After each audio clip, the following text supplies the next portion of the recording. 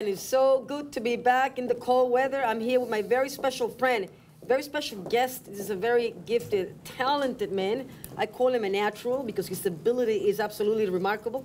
His name is Stephen Holt. Hi, Great Sissy. interviewer, man. I just love to see your work. I was like literally doing my homework for this interview, and I was checking your interviews. Thank trying you. to check as many as I can. You have a lot of work there, you know.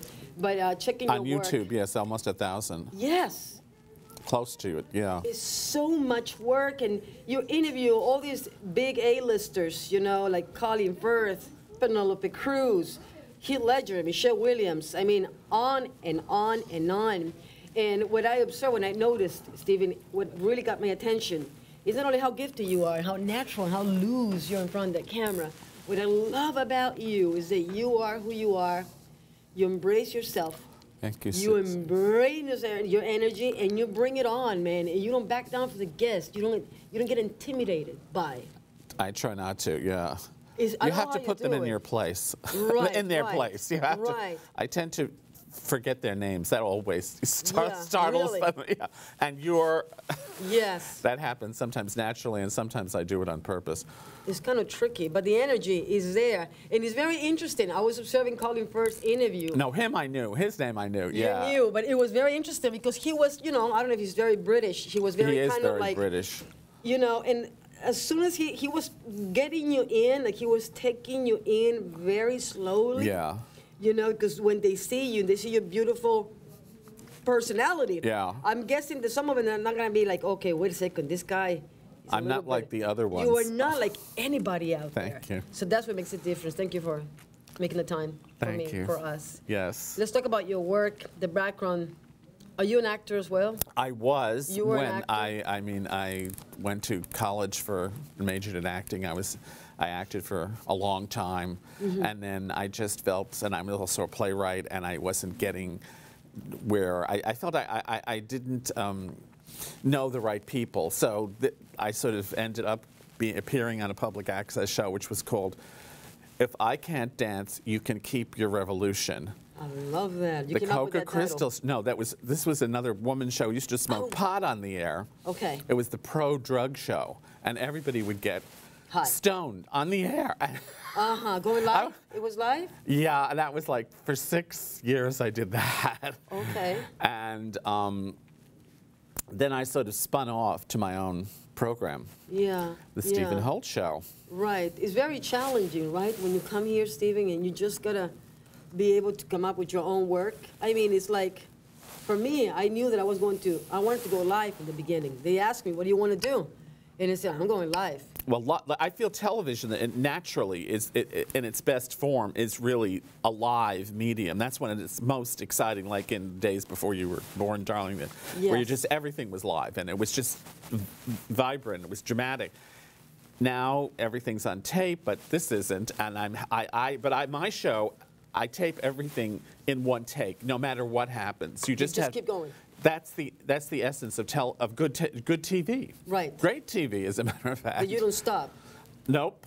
No. Whatever happens, happens. And I think people like that because it's alive. Of course. You know, it's and people, different. they can feel, they know, Stephen, when you're coming from a truthful place. Yeah. You know, people, the audiences are very smart. Sometimes, like, we don't realize how smart they are. They know when you're coming from a truthful place. They know when you're present. They know when you're listening.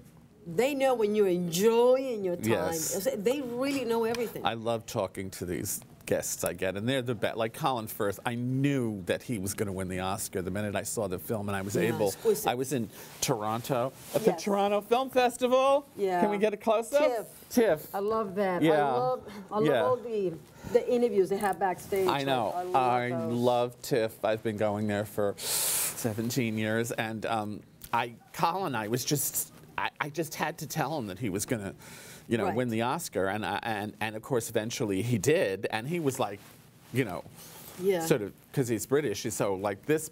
And my friend Eddie Redmayne just won the Oscar. What do you think of that? Oh, I was so happy, Sissy. He's so I can't young. tell you. How old is he? 33. Oh, well, he's a kid. He's still young. I thought he was in late 20s.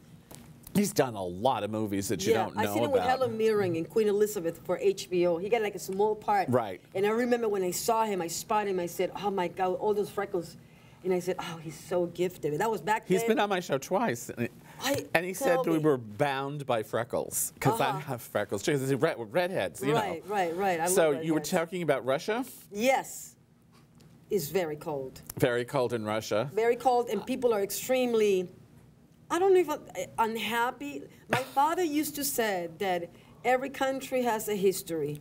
Every man has a history. Yeah. Each one of us, we have baggage. Each one of us, we're dragging things down. We're dragging the past. I don't care if you are the most gifted, talented, rich man in the world. Each one of us has a history. And he used to say to me, Sissy, Russia is such a huge country.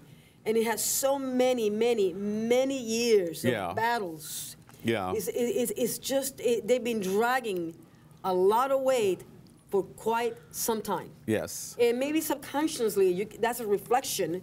Because even when you take the subway, like, people, they're not like smiling. Like, in New York, you see all good and bad and all in between. You said you were in Denmark? I went to Denmark as well. And everybody was... A contrast, everybody happy. Everybody was smiling. Everybody's smiling. Well, I've got, you know what the latest news from Denmark is? Please do, shoot.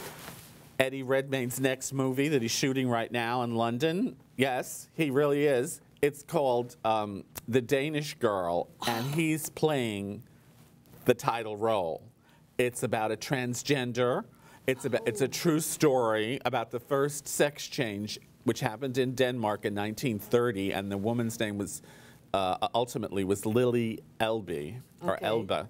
So, and pictures of Eddie, and I'm sure you can cut some in if you want to. They're all over the internet right now. And my blog, StephenHoltShow.wordpress.com, and you can see how beautiful he looks with a red wig and as a, oh my God, another Oscar. And they're going to do, it's directed by Tom Hooper, who won the Oscar for the King's Speech, and he told me. Very method. He seems to be a very method director. Not in the terms like method, but he seems to be very stuck to his own guns. Well, he's coming from a British tradition, so, you know, that's their tradition. But he, what's going to happen in this movie is that it's going to be, and he nicknamed me the Oscar Messenger, by the way, Tom Hooper. He gave me that name. That's how I'm known, the Oscar message. And if they don't let me give them the Oscar message, they don't win. It's incredible. So this guy's going to be in Denmark. He's going to be shooting. He's shooting in London now, playing it, but it's set in Denmark. This is when he went back to after the Oscars to rehearsal. Yes, and he's shooting it right now, and it's going to be out this year, and it's going to go through every single step of his transformation from a man to a woman. Another transformative role. Hey, Eddie could get 2 Oscars in a row for another, which is what he did with Theory of Everything. Did you see Theory of Everything? I love the girl, Felicity Jones. I saw her. She was terrific. And she has that look about her. She's so pure. But I saw her not too long ago in an HBO film. It wasn't an HBO. It was... oh, God, I cannot recall. It was about this famous woman with this guy, Jonathan Pryce. She was his daughter. And I saw her for a moment. They said, this girl, she's going to be amazing. She has like a very small part. And that was like maybe 5 years ago. Yeah. And now she's like everywhere. She's very pure. And the Danish Girl, he's starring opposite Elizabeth Vikander. Do you know her? Who is she? She was in Anna Karenina. She was the beautiful young blonde girl in that. She's been in a lot of stuff. She's terrific. Okay. So she's playing his wife in it. Oh, he's married. He's married in the beginning, I guess. Yes. And one day, they're both painters, and one day the her model doesn't show up, who's a woman, and she asks her husband, would you mind trying on, just posing with her? And then, of course, he can't stop. He can't stop. How great. He's very free. I like him. He seems to be extremely grounded. Yeah, extremely and he went to earth. Eton. You know, the big public school in England. And I'm so happy he won. I'm so happy. What about Julianne Moore? Still Alice. Not one of my favorites, I got to tell you. I love her to pieces. Or the movie? Both. I'm just tired, Stephen, and please, you correct me because you're the man with experience. She's remarkable, but I'm just tired of seeing the Oscars giving awards to people with, you know, disease.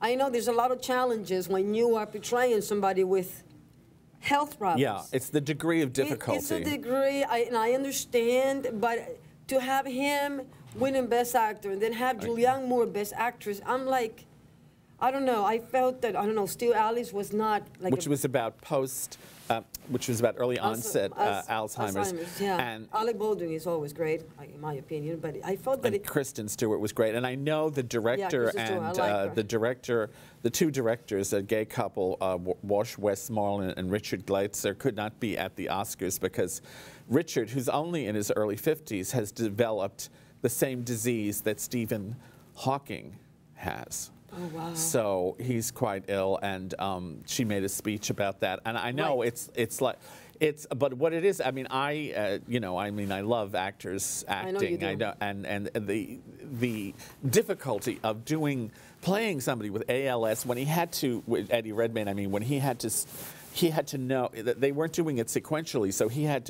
they were shooting it out of sequence. So some days he'd be, some shots he'd be like young and normal, and then he would be this part of the disease and that, because ALS is a disease that basically it hits a young person with the stuff that's going to happen when you get older anyway. You lose your ability to walk, talk, whatever, everything. Yes. And oh boy, did he do that brilliantly. And Julianne Moore did too in her movie. She's lovely. I mean, she's lovely, and she never won. And that's my favorite. What? Game Change, when she played Sarah Palin. Have you seen her there? Oh God, I missed that one. Yeah, oh, I hate Sarah Palin, so I deliberately skipped it. I'm very Democrat, baby, but hey, I gotta tell you, that movie is Ed Harris and what's the name of this guy? Of course, Woody Harrelson. He plays the main guy, and Julianne Moore, she plays Sarah Palin, and she's so perfect that she nails it, like right from the get-go. She won the Emmy, she won the Golden Globe, she won all the SAG awards, she won every single award. Golden Globes, that's what I call them sometimes too. The Golden Globes, right? Golden, and she won the SAG award, and she won, she was just amazing, So I said, Still Alice, it was beautiful, but it was not, I don't know. Well, it was about early onset Alzheimer's. It was tough to take. Yeah. It was tough to sit there and think, this could happen to me. To me, right. Or to anybody. Genetics. Genetics are they're a big mystery, even to this day. Genetics and the human brain, your brain, those two things are still a mystery, Stephen. And as I said, well, I've interviewed too many people, and I can't remember them all. I have to see movies every 2 or 3 times a day. Yeah. And then you're supposed to, as a critic, as a film critic and a theater critic, too, which you are as well, you can't remember everything. Yeah, you can't. So I've experienced that, especially on the air, sometimes talking to people, and I'm going, what's their names? And I have to say, and you're... Right, that's kind of like a tricky position. But like I said, you're such a natural, Stephen, that I love the fact that you don't, you just don't hesitate and you're free as a bird. Well, I'm so excited to talk to them, and I appreciate them as artists. Of course, I don't think of them as prey. So much of the blogosphere and today's media, I mean, just sees them as, animals in a way to be captured and torn apart, and I don't, or exploited. I don't look at them that way. I'm just there to enjoy them at their greatest moment, like Colin Firth. It was his Oscar moment, Right. The same with Penelope Cruz. I helped her. This year I helped Marion Cotillard get her nomination. Man, I can't believe I see the interview with her. She's like one of my... That was a high point, She's one of my muses, Stephen. She's a real deal. She's one of the greats. She's one of the greatest Yeah. actors ever lived, in my experience. Yes, I think that's right. I think that's right. I was so lucky to get that interview with her. Yes, and she was very open, very nice. Well, she had come to America. She was completely unknown in America, and the film was in French, La Vie en Rose. Right. And nobody was there. There we were in this big hotel. I can't remember which one, but it was a fancy hotel, and they didn't have enough reporters there to talk to her because she was unknown. Edith Piaf who's the subject of the movie, was forgotten at that point. Right. And but I knew who she was, and I loved the film, and I thought, she could get an Oscar for this, except, of course, it's in French, and they never give up, Oscars to people who are performing in a foreign language. And I thought, if anything's going to break that, it's going to be this film. And I told her that in that interview, and they were like shocked, and they put me on the special features on the DVD in France, La Môme, because I think they thought I was David Lynch.